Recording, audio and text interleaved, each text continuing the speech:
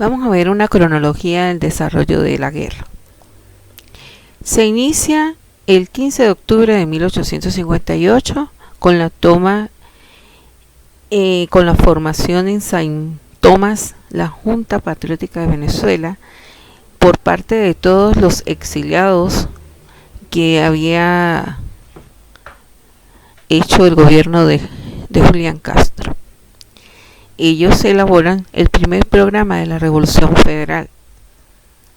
Este programa, entre otras cosas, solicitaba la abolición de la esclavitud, la libertad absoluta de prensa, la inviolabilidad del domicilio con excepción de los casos de los delitos comunes comprobados, la absoluta libertad de culto, la inviolabilidad de la propiedad y que se efectuaran elecciones universales directas y secretas. El 20 de febrero de 1859, los campesinos se levantan en armas en los estados de Carabobo y Portuguesa.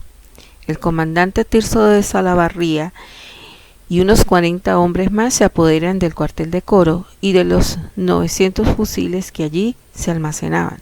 Allí mismo Salaverría lanza el grito de la Federación, dando inicio así oficialmente a la Guerra Federal.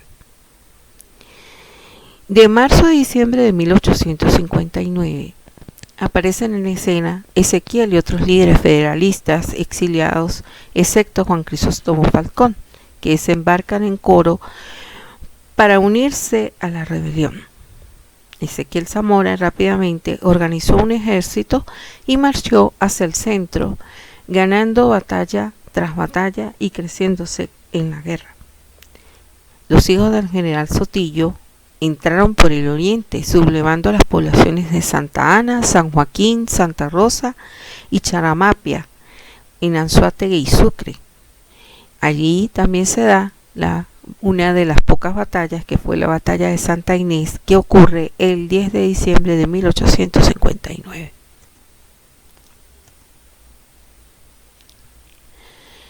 Llegamos a enero de 1860. Se produce el asedio a San Carlos. Los federales sufrieron grandes pérdidas. Ezequiel Zamora muere en San Carlos el 10 de enero de 1860 a consecuencia de una bala perdida.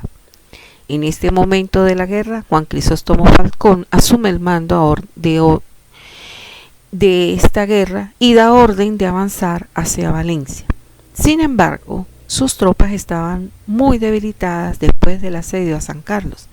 Ante esta situación, él prefiere evitar nuevos combates y pone rumbo hacia Apure. En febrero de 1860, el 17 de febrero exactamente, se produce la batalla de Coplé, ese gobierno, pero que no sirvió para decantar el conflicto. Falcón prefirió entonces dividir su ejército para iniciar una guerra de guerrillas en varias zonas del país. Mientras tanto, el líder federalista empezó un periplo por varios países para tratar de conseguir apoyo. Es decir, la guerra se estanca. Pero los esfuerzos de Falcón en el exterior por encontrar refuerzos y apoyo estaban dando sus frutos, y esto permitió al ejército federal fortalecerse y comenzar unas negociaciones de paz desde una posición muy favorable.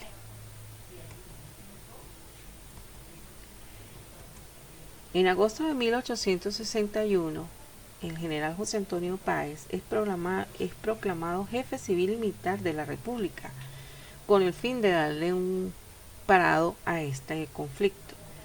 Por lo tanto, implanta la dictadura de manera violenta.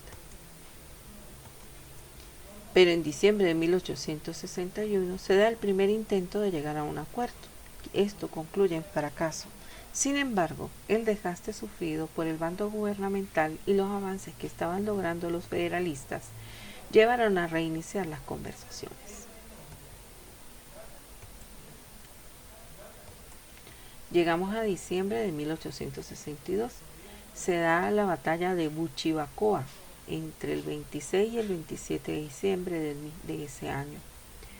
Allí el ejército federal es desmembrado y los líderes federales huyen del país. En mayo de 1863 Se da el avance de las tropas de Falcón.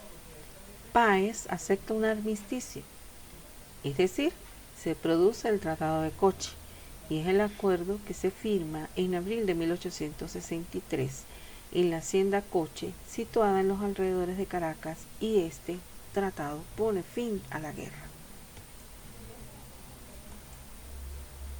Ahora veamos las características de esta guerra. Es una guerra que estuvo sectorizada, es decir, en ella no intervino todo el territorio nacional. Básicamente se adhirieron los estados Barinas, Portuguesa, Cojedes, Apure, Miranda y Guárico. Su eslogan era Tierra y hombres libres.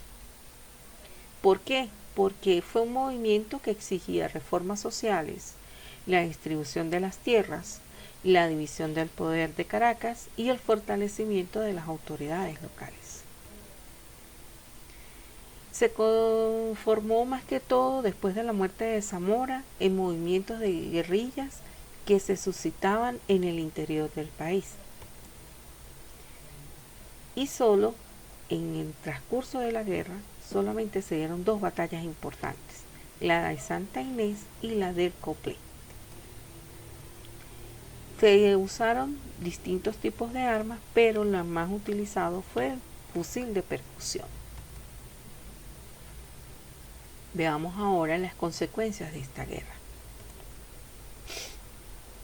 Fue un conflicto muy cruento, muy difícil, muy sangriento.